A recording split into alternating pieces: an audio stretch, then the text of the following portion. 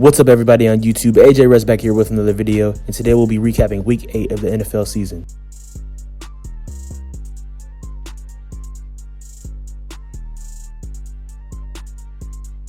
So we have to talk about the first game that took place in Week 8. The Ravens beat the Tampa Bay Buccaneers 27-22 in Tampa Bay. The Buccaneers were actually leading early in this game. I know they were leading like 10-3 at some point, but it seems like in the second half, the Ravens were able to take over. Honestly, the Ravens could have a way better record than they have right now. The losses that they have been blown in the fourth quarter, but it seems like they may be going into stride. This is the perfect time to, get a rhythm in the stretch run of the season. Lamar Jackson passed for 27 out of 38 attempts, passing for 238 yards, having 2 touchdowns and 0 interceptions, so no turnovers on that end, so that was pretty good. Tom Brady had 325 passing yards, and he wasn't as efficient. He passed for 26 out of 44 attempts.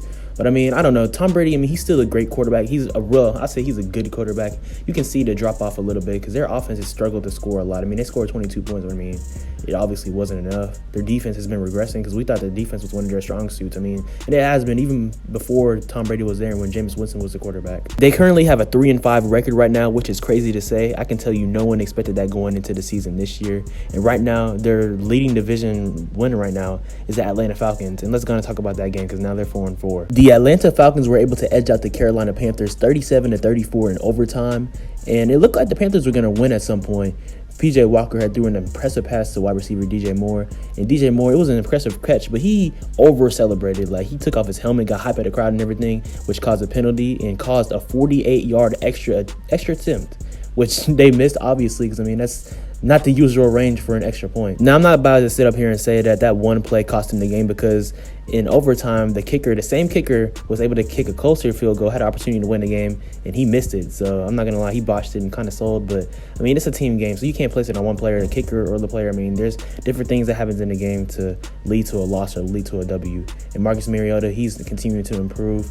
It was actually his birthday yesterday. Marcus Mariota looked very solid. He threw 20 for 28, having 253 passing yards. He did have 2 interceptions, but he also had 3 touchdowns. So, the Falcons right now, they're number 1 in the NFC South over the Saints, over the Panthers, over the Buccaneers. Going to speed through a couple of games because, the teams aren't all that, and trying to save time on the video. Like I said, this is a recap, not a breakdown, so I don't want the video to be 9 hours. Not literally, but you know what I mean. So the Denver Broncos were able to beat the Jacksonville Jaguars 21-17. The Broncos improved to a 3-5 record, and now the Jaguars have a 2-6 record. It's really been disappointing watching the Broncos this season so far. Obviously, trading for Russell Wilson, then extending him to a $250 million deal.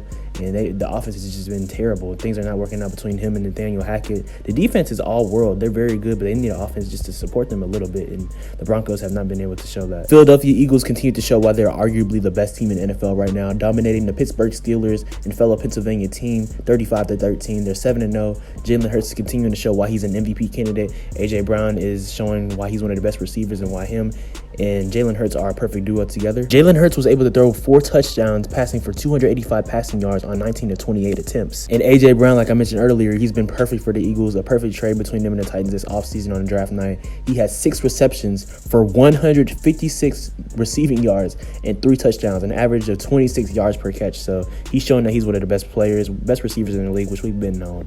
And the Eagles, man, they're looking like the best team in the NFC right now. Talking about another NFC East team, the Commanders beat the Colts 17-16 in a close game. The Commanders are now actually 500, so they're 4-4. So that's actually pretty interesting. The Colts are 3-4-1 now. They're not starting Matt Ryan anymore. He also got an injury, but they're starting Sam Ehlinger now. So I don't know. It seems like the Colts need to just blow it up. They have a solid defense, but they should just blow it up, build around Jonathan Taylor, get them a young quarterback in, and try to rebuild things. The New England Patriots beat the New York Jets 22-17. The Patriots now have a 4-4 record, and the Jets have a 5-3 record.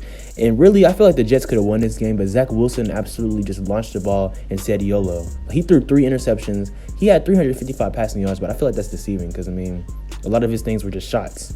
And he had 2 touchdowns, passing out of 20 for 41 attempts. So, I don't know. I think Zach Wilson can still be a really good quarterback. A lot of people were crapping on him on ESPN this morning when I was watching, but he has to be a better decision maker. Their defense looks very good, actually. The Jets, this is the first time the Jets have been relevant in my lifetime since I was like 7. So, it's been a minute. So I think as long as he just doesn't do too much, but just continues to develop, they need to just do that, and they'll be straight. They can even make the playoffs this year. The Minnesota Vikings beat the Arizona Cardinals 34-26. The Vikings are now 6-1, and the Cardinals are now 3-5. And hey, it's crazy to say, but the Vikings are now number 1 in the NFC North. It's been the Green Bay Packers division for a while. Like Aaron Rodgers said, even before the season started, they've owned the division. Well, it's not looking like that right now. We're going to talk about them a little bit later in the L. They took it against Buffalo. But hey, the Vikings are looking real. I mean, they're not always on national television. I feel like when they're on national TV, Kirk Cousins doesn't play as well. But, hey, when they're more under the radar, that's when they usually ball out. So, hey, we'll see what happens with them. They could be an NFC contender. And talking about the Cardinals, they've just been disappointing right now. Like I said in my previous videos, I feel like Cliff Kingsbury is on a hot seat. I mean, that team should be better than what they are. They have Kyler Murray, a franchise quarterback, some solid pieces around them, and a solid defense too. So, hey, we'll see what happens there. Another team that has been disappointing this year is the Las Vegas Raiders. They lost to the New Orleans Saints 24-0. They had a donut. They couldn't score anything. And that's unfortunate to say. Devontae Adams, he left the Green Bay Packers to play with his best friend, arguably, in Derek Carr, and they're just not performing right now. They're 2-5. Before the season, they were predicted to be one of the best teams in the AFC West, the same division with the Chargers, with the Chiefs, and with the Broncos, who have also been disappointing as well, like I continue to mention on my video. So it's just crazy to see, and the Saints aren't doing much better. I mean, they're 3-5, but I mean, they're not doing well either.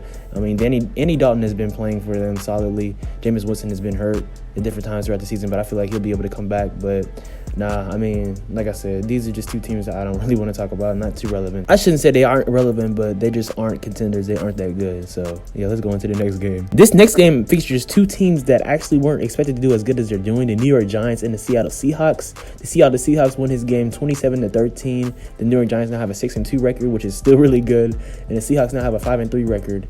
And man, Geno Smith is showing like he's really having a Pro Bowl year in my opinion. They wrote him off, but he didn't write back. He passed for 23 out of 34 attempts, having 212 passing yards and 2 touchdowns. And hey, Geno Smith is just continuing to play well. The Giants, I mean, they're still a respectable team. I mean, 6-2. I mean, that's not bad at all. Their only losses are against the Cowboys and the Seahawks, so they're still looking good. Their defense is looking good. Arguably have the coach of the year, Brian Daboll. He's a great coach for the Giants. Obviously, being the Buffalo Bills offensive coordinator, getting Josh Allen right the past few years and his emergence, and just being a lit coach. You've seen a different stuff on him on social media, just dancing and stuff. That's like a player's coach right there, and he's really been raising up the play of the Giants, and they look like a solid team right now and a playoff contender for sure. The Miami Dolphins were able to beat the Detroit Lions 31-27. The Dolphins now have a 5-3 record, and Tua Tagovailoa is showing that he's having a great season, and it's no fluke what he had before he got his concussion. Tua passed for 29 out of 36 attempts, passing for 382 passing yards, almost 400, and having 3 touchdowns. You can just tell there's a different cadence when Tua's in the lineup. He really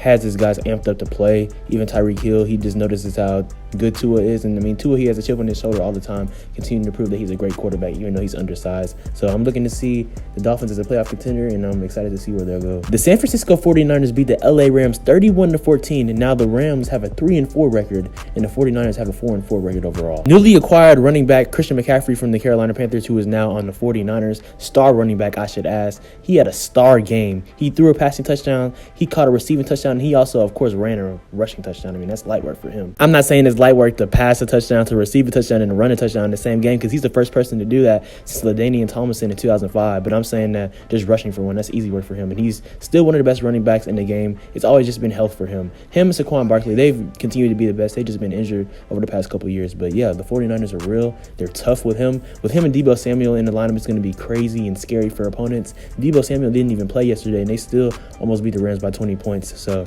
yeah, the Rams' woes and struggles continues. I don't know what's going on there, man, but it seems like they need to make a trade before the trade deadline. The Tennessee Titans beat the Houston Texans 17-10. The Titans now have a 5-2 record overall, and now the Texans are 1-5-1. So nothing really to be talked about on the Texans side. I mean, in my opinion, they just need to rebuild and try to draft Bryce Young next year. On the Titans side, though, rookie quarterback Malik Willis started his first game. They really didn't do too much with him. He only threw 6 for 10 and 55 passing yards. He had an interception, unfortunately, but they really ran through Derrick Henry. Derrick Henry had 32 carries, and he had 219 yards, average of 6.8, basically 7 yards per carry, and he had 2 touchdowns. So he really carried the game. I was able to watch a little of it, and man, guarding him as a defender has to be a nightmare because he's 6'2", 6'3", that big coming at you, bro. Pause. But man, he's tough, man. So yeah, the Titans were able to go through him, and they're still number 1 in their division. It's a weak division as well, just like the NFC South. But yeah, the Titans now have a 5-2 record, winning 17-10 over the Houston Texans. Now talking about America's team, the Dallas Cowboys were able to grab a dub over the Chicago Bears 49-29. The Cowboys now have have a 6-2 overall record. And on the flip side, the Chicago Bears now have a 3-5 record, but they've been competitive in the past 2 weeks. They beat the Patriots in week 7, and they played the Cowboys pretty solidly too. I mean, they were down 28-7 at one point, and then they were able to have a little comeback and be down 28-23, but then the Cowboys went on a huge run. Micah Parsons was able to have his first touchdown of the year, getting a fumble recovery and taking it to the crib. Tony Pollard had an amazing game. In his first official start with Ezekiel Elliott being out, Tony Pollard had 14 carries for 131 yards,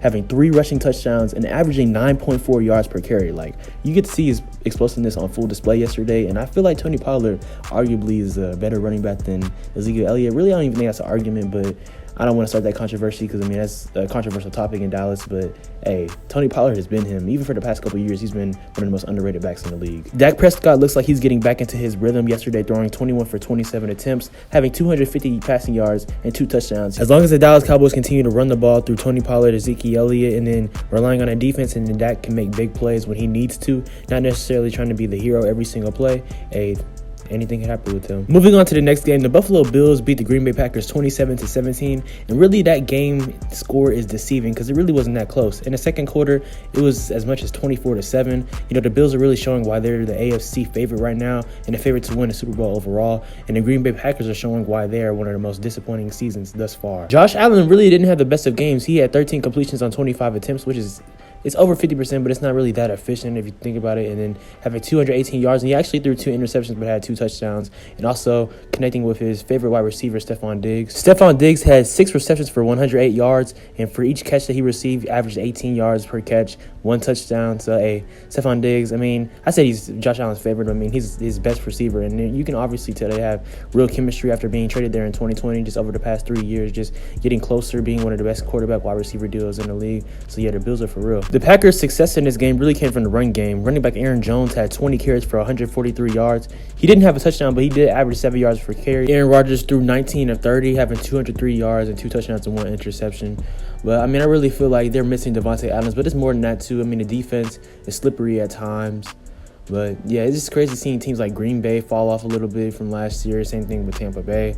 I mean, hey, it's been a different season. The NFC is definitely less competitive than the AFC, so really it's wide open in my opinion. Last but not least, we have to talk about an AFC North matchup between the Cincinnati Bengals and the Cleveland Browns. The Browns won this game 32-13. The Cincinnati Bengals, obviously, they don't have Jamar Chase, but that's one player. I mean, he's one of the best receivers in the league, but they still got dominated. I keep emphasizing how much Joe Burrow needs a better offensive line. If you want to have a quarterback, a franchise quarterback for the future long term, you have to protect him. He was sacked 5 times in this game, and obviously he's a great quarterback. He threw 25 for 35, having 232 yards, 2 touchdowns, and 1 interception. But I mean, bro, you have to protect him better. Like, I know they made the Super Bowl last year with him still being the most sacked quarterback in the league, but, bro, you have to protect your quarterback because it's going to lead to injuries and going to lead to early retirement potentially, as you saw with the Colts, like, for instance, Andrew Luck. Going on to the other side, though, the Cleveland Browns, they look very solid, very good in this game. They now have a 3-5 overall record, and Jacoby Brissett is just holding things down until Deshaun Watson comes back from his 13-game suspension. He had 17 of 22 attempts. He had 278 passing yards and 1 touchdown, and he was able to connect to Amari Cooper pretty well. Cooper had 5 receptions for 131 yards and 1 touchdown, averaging 26 yards per catch. Also, starting running back Nick Chubb had 23 carries for 101 yards and 2 touchdowns. My fantasy running back, one of my 2 fantasy running backs, so happy about that he had a good game. But yeah, the Browns look solid. I feel like they can still make a wild card spot potentially because I think that the Ravens are going to win a division.